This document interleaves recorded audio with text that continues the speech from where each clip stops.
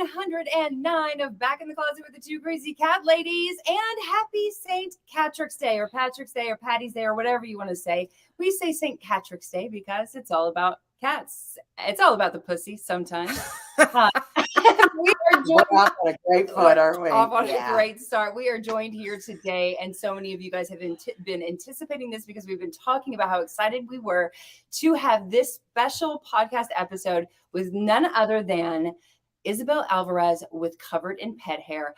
Her own podcast, amazing podcast, and a boozy podcast. Yes, and she's we've hit it off. We hit it off with her from the get-go, and we were so happy when she told us that she too had a ghost story like we did a few episodes ago. And we were like, hey, how about we do St. Patrick's Day together? You tell us a little ghost story and we do some fun stuff. I'm so glad that you had a haunting, but honestly, I've just missed your face. Yes. How are you? I'm so good. I'm so happy to be here. You guys had me pumped up with that music right before we opened up.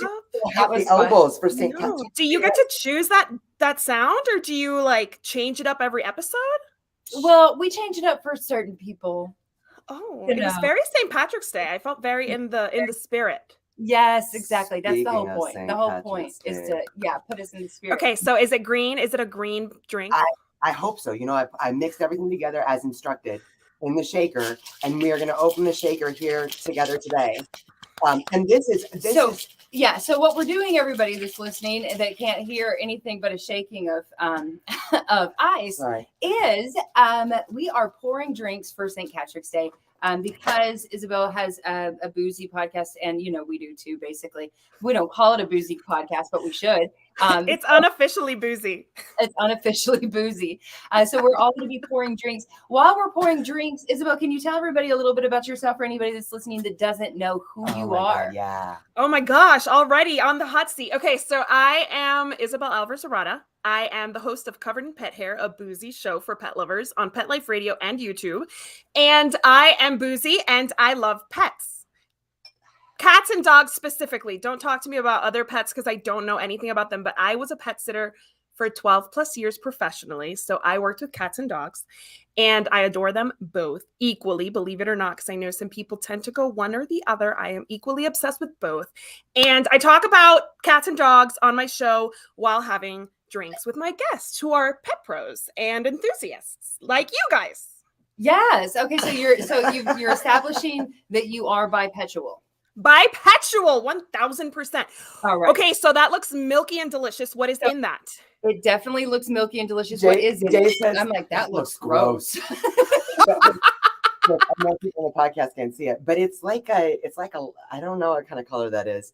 It's called monkey vomit green is what it's called. It's called a shamrocked shooter. Ooh. Yeah, girl. What you drinking? What is in it? What is in it? Tell me what's in it. We've got a little Irish whiskey. We've got a little melon liqueur. And then on top of that, I got a little Bailey's Irish cream. You know, all together in a little shaker like that. It looks like. I smell the whiskey. Yeah, girl. Oh. Okay, well, I don't have anything green today. You don't have anything green today to drink. Okay. The green is here. This shirt is somewhat of a tone of green. Okay. There's a rainbow and some, shamrocks. Yeah. But my drink is cat specific today. Do you remember on my show where I told you that I needed to get shredded coconut and I didn't have it for the lint roller drink? Yes. I present you a lint roller. Oh my God! All right. Cheers! Wow, that looks pretty. I haven't tried it yet. My husband said, don't inhale when you drink it. Oh, that's true. Yeah, that would. Can you imagine? That's really good advice. Yeah. Oh my God, this is good. Huh? It is good. Is yours good? Ooh. Did you inhale? I did not, but I'm covered, not in pet hair. I'm covered in coconut shavings. You're gonna be taking out your bra and I'd be like, what's this one? What's your husband's recipe for this one? Okay, this is not his recipe. We obviously found this online. I think it was the Daily Mail who had like a list of like 10 cat specific drinks. And this one, of course, is the most interesting because covered in pet hair, lint brush, right? Lint roller, sorry. So this has coconut water, coconut rum, and lime juice in it. I Yeah. don't know if there's anything else. And of course there's shredded coconut for the garnish, but it's tasty. It's very tropical. It looks Very very tropical. nice. Yeah, it looks tropical. Okay, this is cool. Hey, on this podcast, you can drink as much as you want. If you slur your words, it just makes it more better.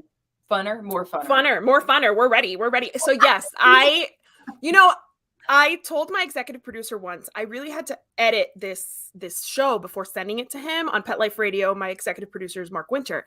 And like, I couldn't even send him what I got from Zoom. I couldn't send it because my guest got so boozy that I was like, I don't think this is good for their business that they would share this. So I edited it before sending it to my editor, to my executive producer to edit further. And he responds, he was like, that's what you get for calling it boozy. Yes, exactly. And so then I took that to heart, and then I was like, you know what? I'm gonna get boozy too. I'm gonna get real boozy. And sometimes I do, depending on my guests. I love you so much. I would just like to say for anyone listening that person that you had to edit before you send it to your editor was not us. I know everyone. No, it was not. It was not. I didn't have to edit anything. You guys, everything was perfect. I mean, it was perfectly boozy. We were too well behaved. But we've made an exception to our day drinking rule today. Yes. In honor of getting to spend time with you, and obviously St. Patrick's Day. St. Patty's Day. This is my favorite St. Patty's Day celebration. No driving home, just booze it up. I love exactly. it. And for us, in your closet. Do you know what's fun? You know what's a little dangerous? So I have those ingredients: the whiskey, the melon, liqueur, and the Baileys. There's not a drop of anything else. This is nothing but alcohol. So that could be dangerous. The melon is also alcohol? Yeah. That is what makes it dangerous, is there's no mixer in there, right? Right. But it's delicious. It doesn't taste strong. You know, it's like drinking just whiskey. And Jackie's coming to us today from Ireland. Oh my gosh, welcome. I'm so Wonderful. sorry. I just do a really bad accent that comes out every now and then. It's more of a Scottish accent, but those of us, so if for those of you that are in Ireland, very much get that it's a Scottish accent. But those of us in America, it's like, oh yeah, she's got her Irish on. Americans have no idea, including myself. No hate toward the Americans who don't know how to recognize accents. My husband loves to do accents. And unless it's like a really obvious, like maybe German accent, or like when he calls himself Vladimir, you know, the Eastern European, then I get it, right? Like, then I'm like, okay. But sometimes he'll do like a British accent or an Australian accent or a Scottish accent or an Irish accent. I'm like, I don't know. It's one of those. I don't know.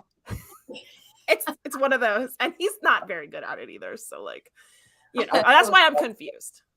I can't wait till we need to do a double date sometime. Chris and I will make bad drinks, and Chris will teach good drinks. And then I think there's a trip to Las Vegas in our future just to see you guys. Yes, yeah, I know. Jay's already getting her Excel spreadsheets together to share with you.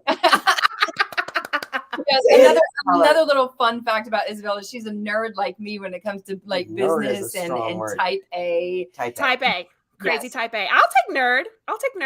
There are worse ways to describe that. You are a super hot nerd. Thank you. Thank you. Likewise to Jay, right? Like, yeah, my girlfriend is showing. All right, let's jump into the haunting, right? Because when we did the podcast, we had our pet sitter and our pet sitter Sarah and our kinesiologist Pam Marcella, because they were the ones that experienced this haunting that we had in our house. If you guys didn't see that, you can go back on YouTube or Facebook or Spotify or whatever on our podcast and listen to it. But you saw it and you're like, oh my God, I had a haunting too.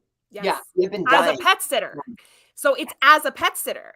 So that's what's interesting, is that I was pet sitting when it happened. Stop. Go. I'm okay. Every detail. So kind of the same thing, but it was dogs. So I was doing an overnight pet sit with dogs, and in the afternoon for the first visit, I get there and I'm going to the bathroom. Like, it's, you know, I'm alone in the house. The dogs actually didn't go upstairs, but the room where I was to stay was upstairs. So I go upstairs, put my stuff down, go to the bathroom, and I'm like, TMI, sitting on the toilet, and I can feel that I'm being watched. My first instinct, because of technology, was, is there a camera in here? But I had known the client for a really long time. She was a single woman in her, like, maybe like 10, 20 years older than me. So I was like, come on, Isabel. Like, what does she want to see about you going to the bathroom? Like, really? Does she walk backwards? Never mind. Go ahead. Exactly. She doesn't need to know any of that. Why does she care? So I talk myself out of this, like, kind of like feeling I have. forget all about it, go about my business. It's like evening. I feed the dogs, eat some dinner, watch some TV, cuddle with them, go up to bed. And at some point, I fell asleep and I wake up. So just imagine this part of my head is on the pillow. Like I'm facing toward the door. I'm in the bed. It's like a queen size bed, nice room, super comfy. And I feel breath and I hear, I'm here. No lie. And how do you feel breath when your hair and your ear is on the pillow? But I felt it. And like, you know how you get like the hairs stand up on end, like on that happened. They're all standing up now. My chest was beating out of my heart. Like my heart was beating out of my chest. Like I could not catch my breath. It was like my breath just like kind of like left my body for like a second. Of course, like intellectually, I'm like, what was that? Instinctually, I was like, that was like the thing that was watching me earlier just told me they're here. Like that was confirmation that there was somebody watching me or something watching me. It was not a camera. Camera did not whisper in my ear. And I kid you not, I'm somewhat spiritual. So I was like, I think I even invoked Jesus. So I'm Catholic. So we pray to God, not Jesus specifically a lot of the time. So I'm like, Jesus, ancestors, spirit guides, whomever I could think of in the moment. I was like, please help me. But I couldn't leave. Where were the dogs? Were the dogs active? They were downstairs. The dogs were downstairs because they weren't allowed to go up the stairs. And there were no bedrooms downstairs. So the dogs, like, I don't know if the spirit was always upstairs. I don't know if the spirit saw the dogs, if the dogs knew the spirit. I don't know. But at that moment, I was completely alone. And I could not leave because I'm being paid to stay overnight with these dogs. And I had already had staff members that did not like that house. They said it was spooky. So finding somebody to take over for me at midnight was impossible. And then like for the subsequent days would have been impossible because nobody really wanted to do that house. Oh my God. And you couldn't ask your employees to do it and not tell them what. Correct. Right. Like, can you imagine? I was like, hey, can you just take over? So my business partner had stayed there she's no longer my business partner. My business doesn't exist anymore, but she had stayed there prior and she had already told me, and she's kind of sensitive to the other side. She's a believer. She's like talked to mediums. So she was like, I believe it. She's like, I believe that house has a feeling. There's like a feeling about that house. And I had to stay, but I never saw or felt or heard the ghost again. I feel, and this is what I wanted to kind of like deliberate with you. Did you sleep in the bed every night, or did you start going downstairs sleeping on the couch? I had no choice. So the way that the house was set up was basically super dog friendly. The client had both dogs were incontinent. There were these beautiful sheepdogs, and she had everything kind of like baby proofed, puppy proofed, pee-pee proofed. And the couch, like I couldn't leave the cushions down because the dogs might pee on them. So I was scared that like if I slept downstairs, they were going to pee on the couch with me in it. It was like a more wooden couch anyway with like separate cushions. So it wasn't really like a comfortable couch to like sleep in. So I just had to suck it up and sleep there. But I feel like the ghost didn't really want to hurt me or scare me. They just wanted to confirm that they were there and they were watching me. And it was a woman. 1000% the voice I heard was a woman's voice. Oh, wow. Did you ask the homeowner? Did you tell the homeowner? You did? I didn't have that kind of relationship with her. She was a super long time client, but she had been very boundaries. Like she had set some really serious boundaries. She had the same dog walker for like 5 years and like barely even like referred to her by name. She was like very like, you know, like you do your job and I'm going to do mine. And that's why you're here. And like, it was like a delineation. Like we were not buddies at all. She was just like very business. And so like, I was not going to be like, hey, I think there's a ghost in your house. And I do believe that if there was a ghost in the house, I think she knew about it because she had a lot of like voodoo type stuff in the house. I think like New Orleans, like, I don't know if she was from New Orleans, but think New Orleans, like voodoo shop where a lot of people buy that stuff as a souvenir, but it was a lot of it. Like, I think that there was maybe like culturally, she was like aware of voodoo or something. it was a beautiful house. Don't think like weird, like voodoo shop, but like there were items in there that were like, and she had a ton of Louis Armstrong pictures on the walls. So I knew she was like probably from Louisiana or like just like loved Louisiana.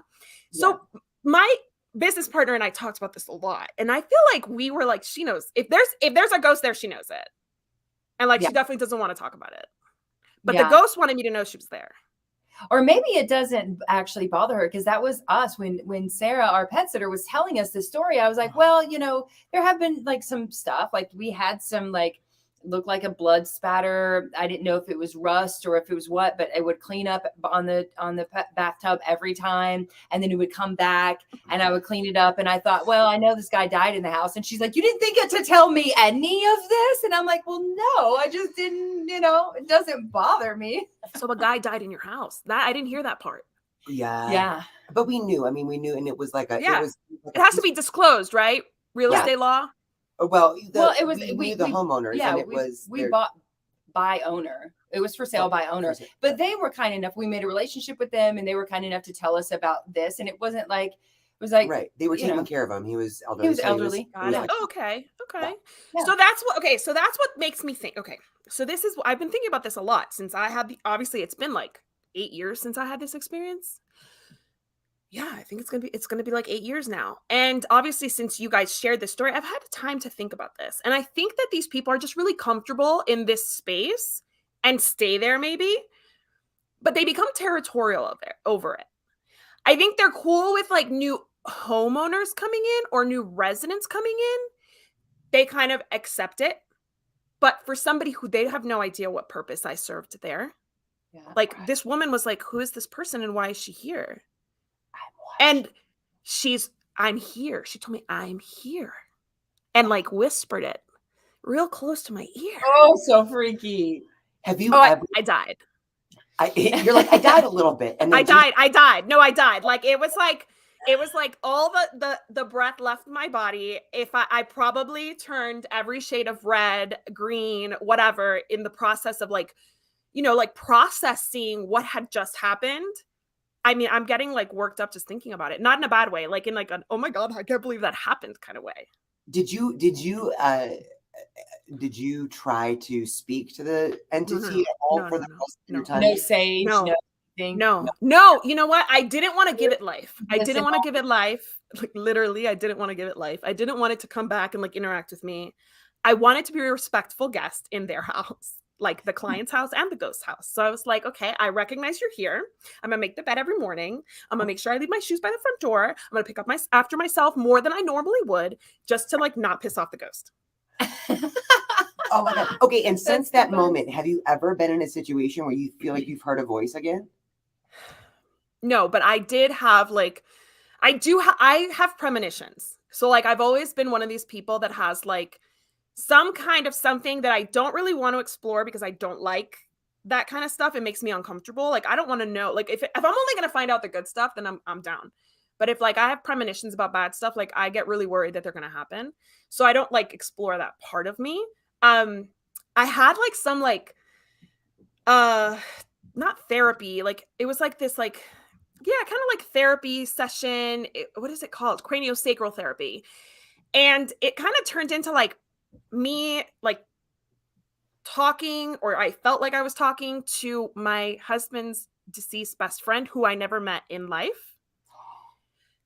And the therapist was like, yeah, believe that. She's like, that's happening. Because of all people for me to like check in with somebody I never met. But like, I felt like he was telling me like, I'm ever present in both of your lives. Like I'm still around. Like I still know about you.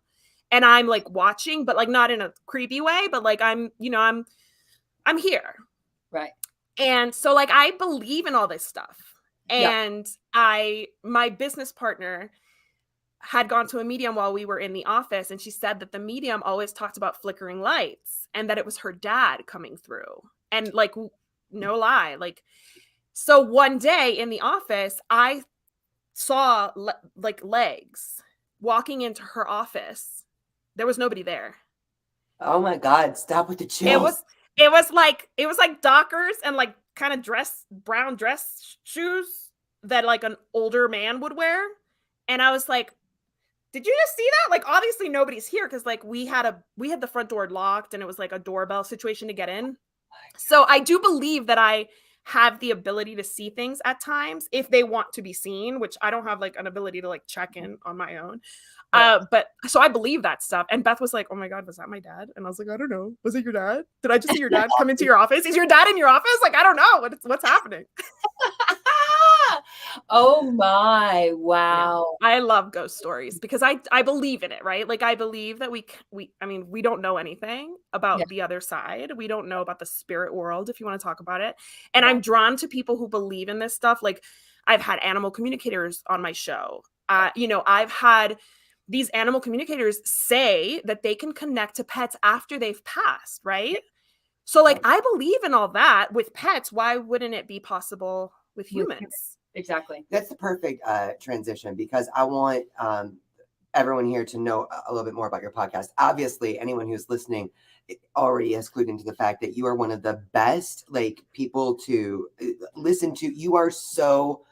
You have the best energy. I am just obsessed with you. And your podcast is literally the best podcast ever created. Yes. Can you share with everyone what it is, what inspired you? Yes. Just a little bit about, for anyone who doesn't know.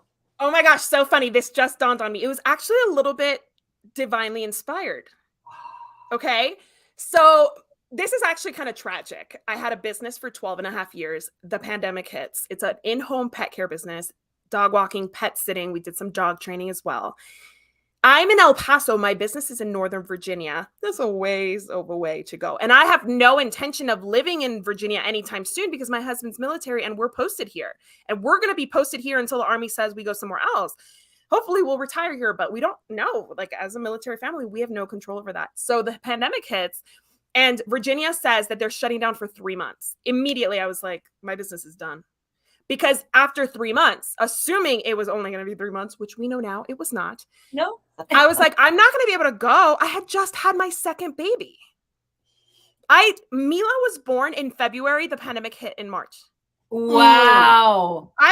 Thank God, because I delivered with a fever. Like if it had been COVID times, she would have had to be taken from me and all that stuff. So I think I had COVID, but that's a whole other story. So when I went into the hospital, had it been during COVID times, like it would have been drama-rama. So I'm so grateful that she was not born during the pandemic, but like 3 months would have been mid-June. My baby would have been 4 months old. Like I wasn't going to go rebuild my business in Northern Virginia. And what was I going to do it 6 months later when she was 8 months old? I had an older kid too. He was 2.5 when she was born. So like, I knew that at that point, my business was done. There was no way I was going to rebuild something. It took me 12 years to build. Wow. So I called my business partner. We both agreed like it's done. Like we were a thriving multiple six-figure business with 20 employees, and I had to lay everybody off, do the whole thing. And if I had been local, I would not have closed. I would have done the whole PPP loan and no. But I was not local, and I wasn't going to put that on my business partner to like build up a business while she was actually she's in rescue, very heavily in rescue. And you know that during the pandemic, every rescue was slammed, so she didn't have the time. And she also wanted to have a second child. So we had a really nice discussion, and we were both on the same page, and we closed the business. And I was like, I don't know what to do. It was really traumatic. It was actually super traumatic. And my business was my everything. It was my baby, just like my babies, just like my dogs are my babies and my kids are my babies. And it was such a source of pride for me and such a source of inspiration and creativity, and allowed me to like meet so many people and manage awesome people, build this amazing team. And so it's traumatic, but like eventually I got over it. So like a few months later, I'm feeling better. I'm sitting on the couch watching TV for the first time in forever because I just had a baby. So you don't get to sit and watch TV by yourself at all when you have a newborn, right? Especially like a toddler and a newborn. And I'm watching the show Watch What Happens Live on Bravo. And if you've not seen it, it's Bravo specific. So like I love the Housewives. I love all those trash TV shows. I love them. They're like my like guilty pleasure. And I'm watching, and what Andy Cohen, the host, does is interview just Bravo celebrities and real stars in the real world of Hollywood that are into Bravo. So he plays games with them. He asks them questions about like, you know, what they're into, what that situation was like, like any late night show where they like kind of like get into like what was filming that movie like. Yeah. Or, what was it like working with XYZ? And another show that I'm super, super into is the Graham Norton show, which is British. And Graham Norton is also a late night TV show where you get to know these stars. And I was like, something said to me, something in here, said, no, it didn't say I'm here. It said the pet industry needs this. Yes. This in the pet industry. And so I was like, yes, we have such awesome people in the pet industry. I've always been such a fan of the people I meet at conferences, my colleagues that are, at first you think competitors, but then you become like friends and you help each other out. And I just love the industry. And I was like, I don't want to leave the industry. I've worked 12 years in this industry. I'm attached. So it kind of came to me. And then I talked to an animal communicator friend of mine, Tim Link, who, if you don't know Tim Link, he actually helps people communicate with their pets, whether they're living, they've passed. He also does lost pet work, which is amazing. Like he will literally find your pet and be like, hey, they're waiting for you to come home. Where are you? Like, what's going on? Some pets say, I don't want to come home. Some pets say, like, I'll be there in a minute. Some pets say, like, I can't find my way home, right? So, totally other different conversation. But yes, that's what he does. Something in me said, call Tim and ask him if he thinks that this idea has legs. Because he does a podcast. He's been in the industry forever. He does a lot of like media. And he's like, I'm talking to Mark Winter next week. Let me ask him if he's interested. Mark was like, I'll take a call with her. So the funniest thing about this whole situation is that I'm like, Mark and I have our call and he says, like, what makes this show different? Pet Life Radio has 70 pet related podcasts on it. They've been podcasting before podcasting was a thing. Right. I mean, this is a very well-established network, and Mark established it ages ago. And he was like, what makes your show different? So I'm like, no, we connect on a personal level. And I'm like giving him all the things. And then I say, it's boozy. And he was like, done, let's do it. Because it's like the only thing that hadn't been done, right? He's like, okay, you can connect with people a little differently over like a drink and all that. Yeah. So he was like, let's do it. And it's been great. It's been so much. I've watched that episode. What is his name again? I'm sorry. Tim Link. That was my first episode. I asked him to be the first guest. And it was so fun. And it was like, yes, this is exactly what I should be doing. When you asked us, we were lucky enough to be introduced by Rita and Linda with the Cat Behavior Alliance to you. I don't know where you've been our entire lives. I know. Likewise. Existed and we didn't even know. And so, of course, I go down the rabbit hole, and I always, and this is like the most embarrassing thing for us. If you were to ever go to our YouTube page and like sort by oldest to newest, it's like, oh God, that was our. And I was like, that's what I'm going to do. I'm going to go to our very first episode. So I went down the rabbit hole with you. You have such a gift for interview, though. Yeah. I just want to you're the kind of person that I'd be up till 3:00 in the morning just chatting with. Yeah. You have such a gift for this. So thank you. I do like to talk to people, and especially because I get to choose my guests. I choose people that I'm interested in getting to know. Right. Right. So yes, exactly. So I'm like genuinely curious. Today, I'm actually dropping later tonight because I'm going to be late because I'm doing this, which is totally fine. Totally worth it. I might be a little boozy when I share it, but it's already ready to go on YouTube. I just have to put the finishing touches on it and share it. But like I interviewed Abigail Whithauer, who is the founder of the Rover Chase Foundation. And she and I talked about service dogs, all service dogs. The issue with it not being regulated. We talked about, I'm an Airbnb host, super host. And I told her what like Airbnb hosts don't want service dogs and why. We talked about all these things, but really I just wanted to ask her about her hair and like, oh my God, you're so cute. And like, how long have you been doing this? And I learned that she was, showing dogs as a kid, and she trained service dogs in college in her dorm. Oh my God. Those are the things I want to learn about people. Yes. Yeah. Yeah. And the pet community really just has the most amazing people in it and most interesting people, and people with a twist here, and people with, it's not like everybody are robots doing the same thing. And it's really exciting. Yeah. And there's so much need in the pet world, right? Like so much need. And so everybody's finding those needs and filling it. And it's so much fun. Oh, I love your podcast. I love you. Thank you. Likewise. How long have you been doing the podcast now? I launched not even 2 years, December of 2020. Wow. It's like you found your, I don't know. I love it. So perfect for you. And I will tell you, because I am a mom who is super dedicated, and I was like obsessed with my children in an unhealthy way. They were unhealthily obsessed with me. And this gave me my own thing, a different outlet to like, connect with adults and have adult conversations and get inspired in a totally different way than, let's play with this. And oh, wow, look at you. Did you say that word? How exciting. ABCs. Like, this is all wonderful, but like there are a lot of facets to moms, like moms.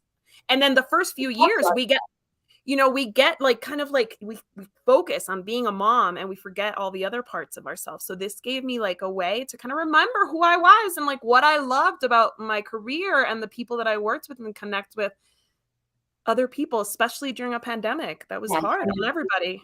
An outlet. Yeah. Well, and you've really been like on the emotional roller coaster, right? I mean, like you kind of like the death of a dream when the pandemic hit, and you're in the beginning of a dream, yeah. Right? But also the birth of a child right when it's starting. I mean, what a craziness! Talk a little bit about, because you're a superwoman. Thank you. Talk a little bit about you do your Airbnb. Yeah, like you just got Airbnb. You've got 2 human children, right? That are 2 and 4 now. That came out with like 3 old dogs. 3 old dogs? Do an intro of everybody. Let's get okay. So my husband is Chris. He needs some management too. Let's be honest.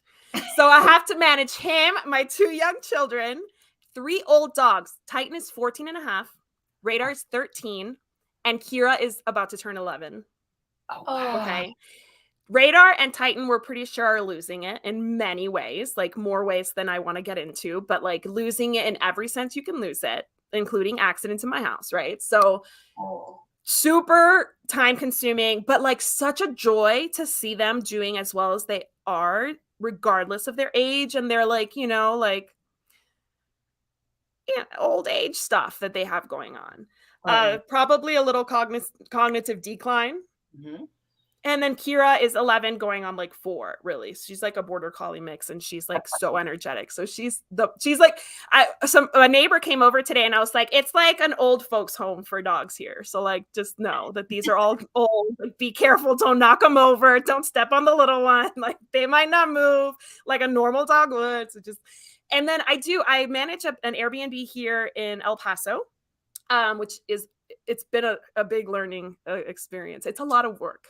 A lot more work than you think. It's not my Airbnb. I manage it for the owner. I do property management. I've always done property management as like a side thing. And then I write. Yeah. Management. Hold on. You do property management as a side hustle. Yes. Well, I mean, in the military lifestyle, you move a lot. People need somebody to manage their property when they like PCS somewhere. So I'm like, I'll do it for you. So PCS. Well, yeah, what is PCS? PCS means that you're moving, like a change of station. So like if I were to leave El Paso, I bought this house. So we would need somebody, either we sell it or we would need somebody to manage it for us so that, we could have tenants in here. It's been a while. Yeah, you need a sip. We're already refilling. I'm like, I just finished my glass. So my first glass, so I have to get another. I will say this is a delicious drink. But it's hard to like drink it fast because of all the debris. All the flakes. Yeah. When you have like pretty stuff on your drink, it makes it difficult to actually consume. I should have had like a shot of tequila like right next to it. I'm a tequila girl. So yeah, there you go. So yeah, I do a lot of things. And you know what's funny? The pet industry is awesome because there was one of the other things I do is I write. I contribute to various magazines. I ghostwrite for businesses or business owners that want to blog every week but don't have the time. So I ghostwrite for them. And then I blog as myself for other businesses. And the reason I'm writing so much is because a former colleague in the industry referred me to a magazine group. They were like, she's a pet photographer. We've always networked together. And she was like, we're looking for new writers. I know you've been writing forever. So do you want to write? And before I knew it, I was writing like weekly, then like more than weekly. Like I write for Mount Pleasant magazine, and the cover story I wrote for this issue that's coming out, I wrote it. So like, who knew? Who knew? Awesome. A lady pop in full effect. Wow. No, it's all the friendships. Look, so you have kids who are super social. Maybe they don't focus on their schooling. Let them be social. Yeah. Let them, because that's how I swear that's how I've made it as far as I have in life, is just making connections with people that I like, enjoy their company. That's it. So you've always been social. Yeah. Oh my gosh. Well, but what is your day like? What do you have like being a type A? Do you Yeah, have like, like do you do a Airbnb? routine that you like quadrant all off the like, okay, right now I'm gonna go do property management, and then I'm gonna have to write this, and then I need to edit this blog, and then I need to, oh yeah, my mom. I try. Then I try. Yes. how But does no, I will say that having children has been the most humbling, disruptive thing that's ever happened to me in my life, because I was always a planner. According to my mom, I've been making lists since I was like 2 years old. Okay. Like literally like been like lists. Like I packing my own suitcase as a toddler and telling my mom all the things that I needed to go in that suitcase. Right. But kids don't let you do that stuff. The military lifestyle doesn't let you do all that. Like we could get like a call tomorrow, be like, oh, you're moving wherever, right? Like you don't, yeah, like the past, my marriage to my husband, moving away, leaving my business because I got married, like having children, a pandemic hitting has taught me that like you can plan all you want, but things are just going to happen. So I try to plan my day, but I mostly plan my tasks. So I will say like tomorrow I need to do these 3 things. I don't know when I'm going to do them, but I'm going to do them. And sometimes it has to be like at 9 p.m. once the kids are asleep and I'm like writing a blog, right? Like it just, you have to be flexible when you have this much on your plate, right? Like if one of the tenants needs me to put in a service call for some appliance that doesn't work, like I've got to drop everything and just do that, right? Right. Oh Wow. my God. So yeah, it just, I try, but I will say I have the most supportive husband ever, because I don't believe that a lot of spouses, especially military spouses, are really given the opportunity to explore careers and like things outside the military. Really, like it's a full-time job just to support your service member, because of the fact that you don't control where you live, you don't control anything. But my husband has always prioritized his career and mine. And that is not common, and that is something to be celebrated. Wow. And he is such a hottie, by the way. Let's toast to Chris. For this. To Chris. And guess who made me this drink? Of course. So yeah, that's Chris. A follow-up question. He is such a he makes your drinks for every show, right? Does he have when he's home? When he's home.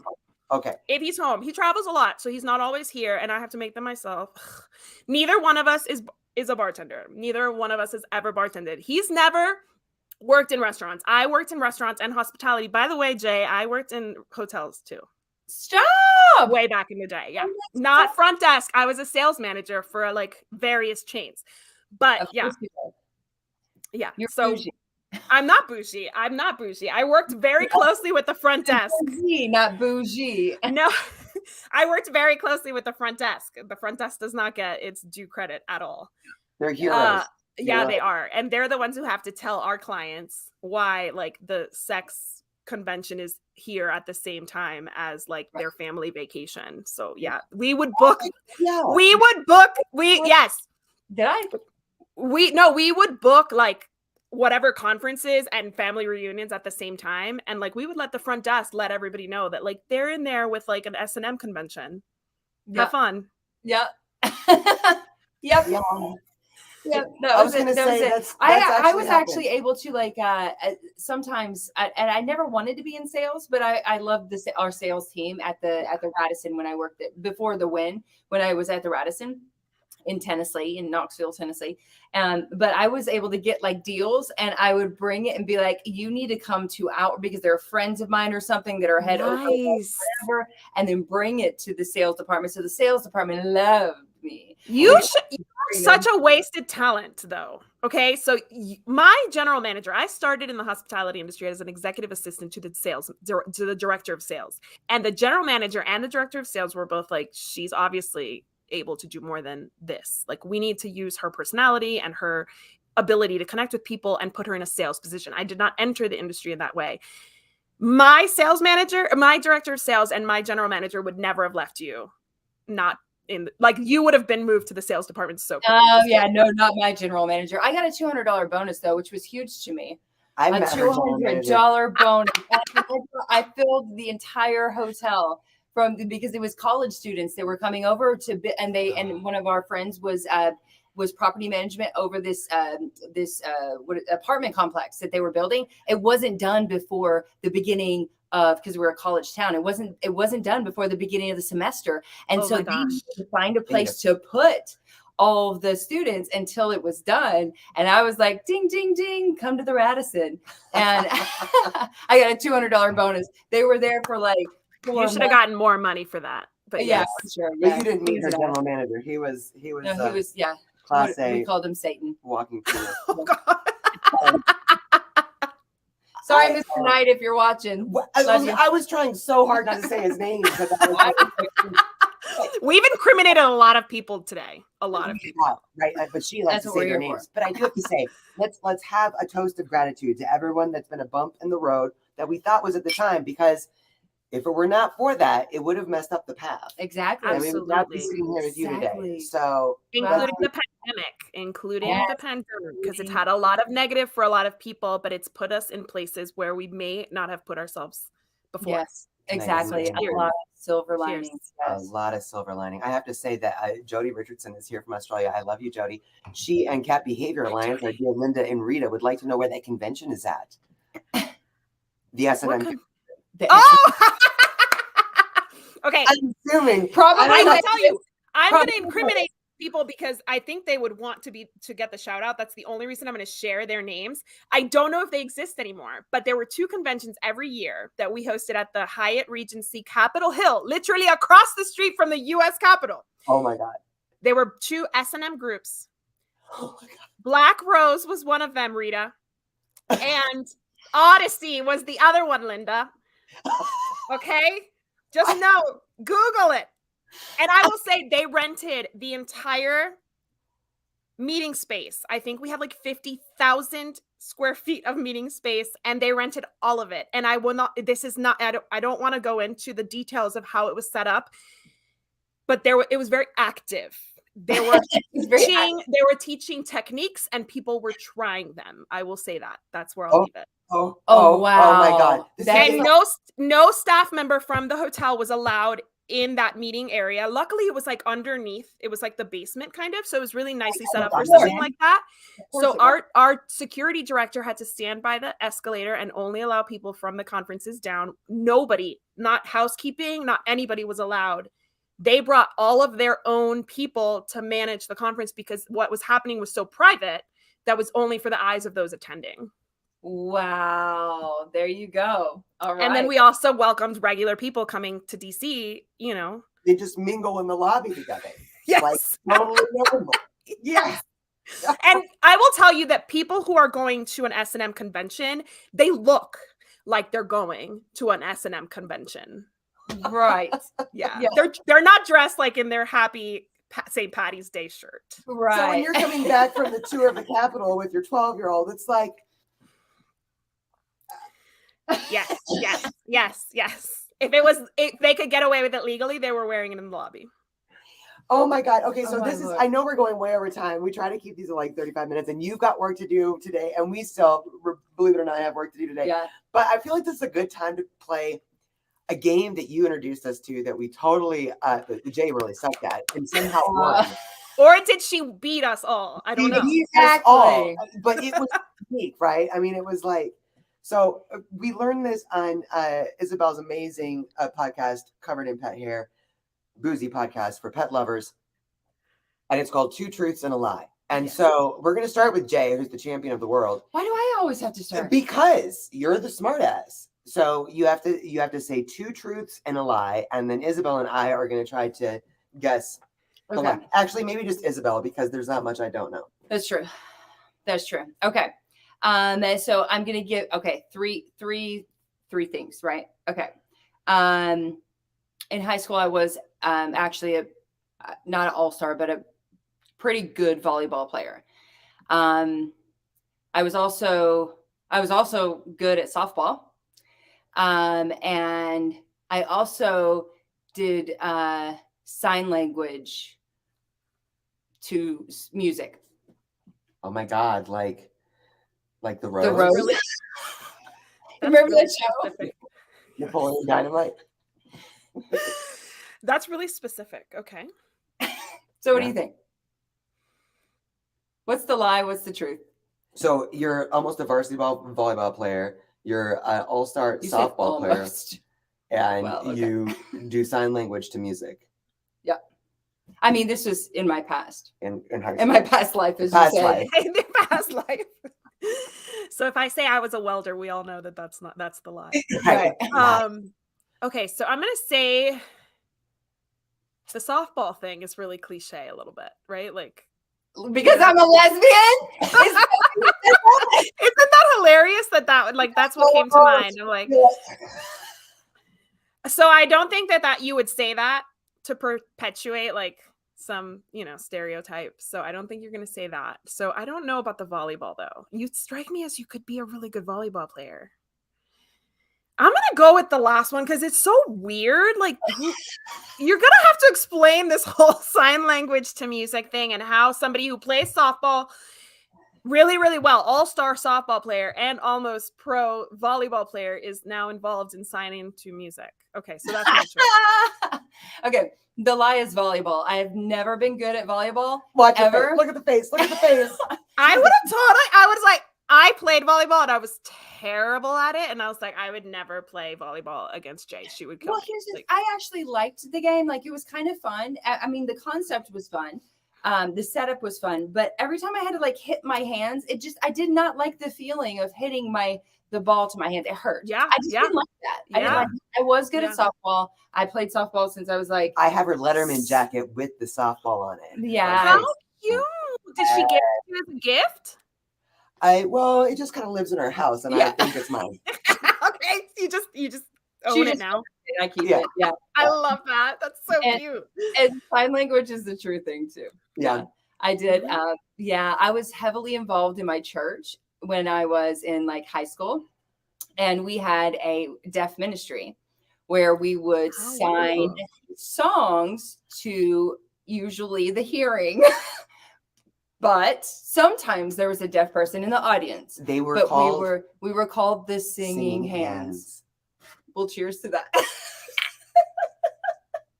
Okay, that's the most adorable, compelling, and kind thing I've ever heard. That one person in the audience was probably really grateful to know what the heck everybody was like mouthing, like pray. Like you can't, so much of praise is music, right? So like to kind of miss out entirely on that, like cheers. I love that. I think more ministries should have that. Yeah. Can I just say too, though, it was fun. I actually did love it. You haven't had a chance to meet Jane until I got out of it, and then I was kind of embarrassed. I was like, "Oh wow!" Well, until Napoleon Dynamite came out, and then I was like, "Oh God, never tell anybody." Oh my gosh, that is hilarious. I have to say though that I'm obsessed with like weird things, but you haven't met Jay in person yet. But she has literally the most beautiful hands, in my humble opinion.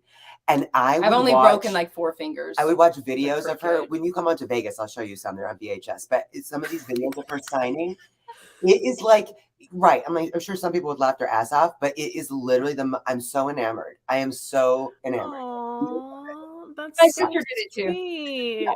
Okay, so I'm totally basing my 2 truths and a lie on this conversation. Okay, go. I think I'm gonna forget. So let me do it. Let me go. Okay. My husband has very small hands for his size. Uh-oh. My favorite costume of all time that I was Pedro from Napoleon Dynamite. Oh my God. And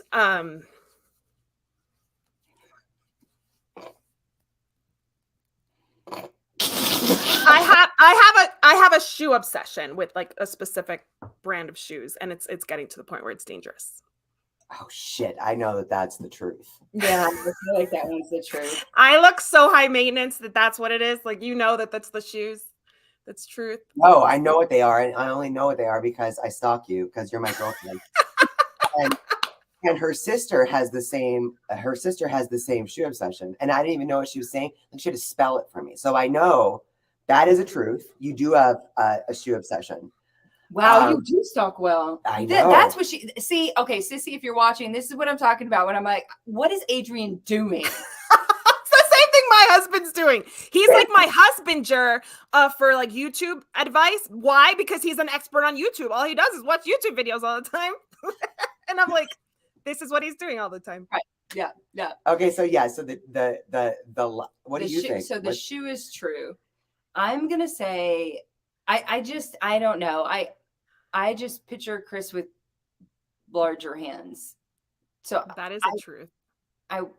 I want to say he has very small hands for his size. Really? Yes. Like it's really weird. Like we joke about it a lot. And I don't know if he's going to be like, why did you share that? But that's what came to mind when you talked about how pretty Jay's hands are. We always look at my husband's hand and say, gosh, they're really small for your size, right? How tall? So the Napoleon Dynamite costume was actually I hated it, but I was Pedro. So the lie is that I loved it. I dressed as Pedro when I went with my girlfriend who looked a lot like Napoleon Dynamite. And because I'm Latina, I had to be Pedro. And I was single in New Orleans, dressed like Pedro. I picked up 0 men that night, as is to be expected. And my girlfriend actually was really tall and blonde and like pulled off. I mean, she looked like Heidi Klum. So like, who cares what she's wearing? She still like picked up men left and right. And I was like the short, stocky Pedro lookalike at the bar. So I hated it. And I hope that those photos never surface. Oh, Adrian will find them. Adrian will find them. Yeah. I think that friend knew better than to share them. Like, I think she was like kind enough to be like, Isabel looked horrific in this costume, and I'm not going to share this on Facebook. Like, Isabel has like a reputation to uphold.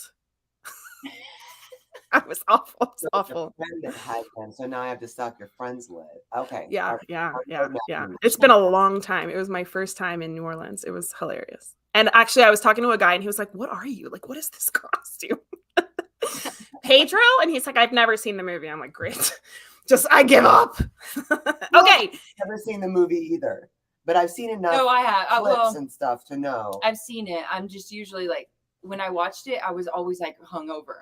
And they're like, watching Napoleon Dynamite. Everybody, once we log off here, please do a quick search for Pedro Napoleon Dynamite. I was a very convincing one, I will say. Like, I look exactly like whatever comes up. I think he wears glasses. I think I got a wig. I can't remember, but I looked exactly like the character. I want to see pictures. Don't make us absolutely no. Absolutely. Oh, man. Oh my God, Isabel, this is amazing. This has been so much fun. I love you so much. I love you guys so much. I know we could just keep talking. Maybe we end the podcast and swap. Drink a little bit more. Well, you haven't done your 2 truths and a lie, Adrienne. So why don't you wrap us up with that? Yeah, there we go. We're wrapping up with Adrienne and 2 truths and a lie. I should have thought about this. You came up with the idea. I came up with the outline. I judge people by their shoes. Ooh. I once saved an entire pontoon boat from being wineless with a pair of tweezers. Cat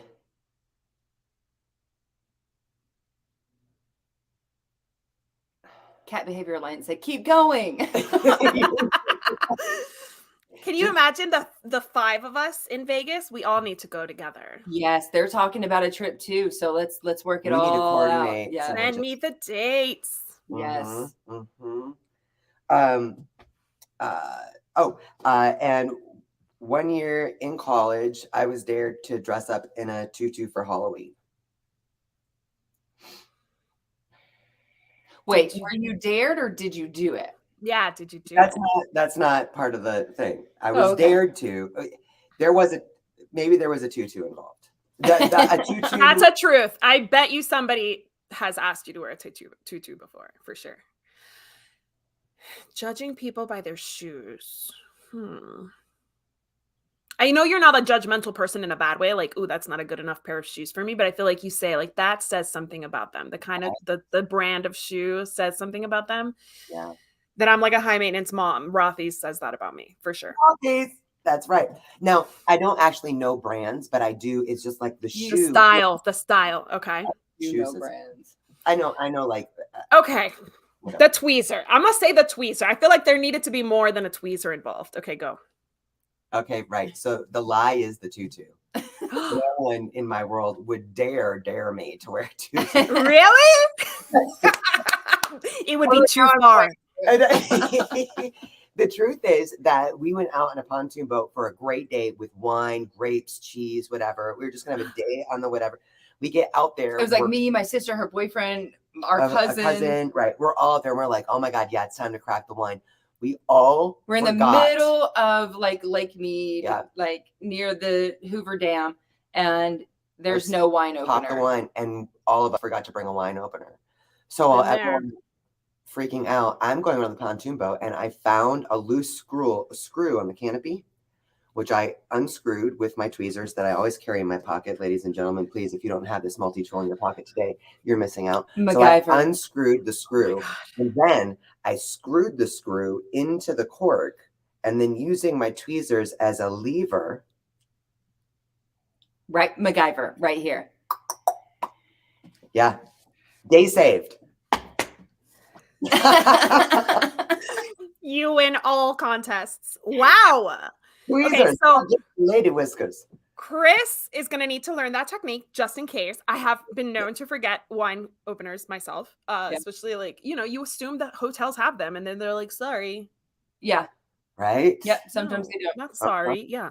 That's great. And he always has a multi-purpose tool. Like he always has one of those. They're all over the car. He's prepared then. Yeah. Yeah. You missed your calling. You should have been an officer in the military. You're ready. She was ROTC. I see that. I see that. I'm glad. Again, thank God for the things that kicked us off whatever paths we were on, right? You put us on the road to the pussy. Yes. Thank you. The road to the pussy. Yes. Yeah. Do you guys title each one of your podcasts? Like give it a funny title? Yeah. Do you have one for this? Well, I mean, obviously, Road to the Pussy. I don't know if you can get away with that. All right, let's do that. Yes, all roads lead to the pussy. All roads. Rome is so over. Come on, y'all. Let's go. I love it. Well, I am. What is it? Not bipedal. I'm bipedal. So. Bipedal. But y'all, you know where your focus lies. Yeah. I love you guys. I love you so much. Okay, so for everyone that wants to stalk you like I do, where can they find you? Where are you? What's the fastest, best way to the best of you? Covered in pet hair. Everywhere. I'm everywhere as Covered in Pet Hair. No underscores, none of that. Just Covered in Pet Hair. And I'll be sharing some drinks with you. Facebook, Instagram, TikTok. I'm not really active on it. I feel like I don't have enough time for that one. Really? We talked about that. So yes, I'm trying to be more active on TikTok, but I am on Instagram and I am on Facebook, YouTube. That's where I'm most active. That's where I share a ton of stuff about like just my pet parenting journey, the shows, clips from the show, games from the show, drinks I have on the show, all the things. And then Instagram, I share a lot of my travels and stuff. And I have a trip to Miami coming up where we have a lot of yummy reservations and a lot of cocktails to be had. So make sure you're on Instagram. Oh, yeah. Awesome. I love your Instagram. Your YouTube is amazing as well. Thank you so much. Thank you so much for joining us and spending your St. Patrick's Day with us. My favorite St. Patrick's Day celebration thus far. Likewise. Cheers. Have one more. Cheers, guys. Cheers to you and all of you that are joining us today. Thank you guys so much for joining us. And we will see you all soon. Love you guys. Bye. She's drunk.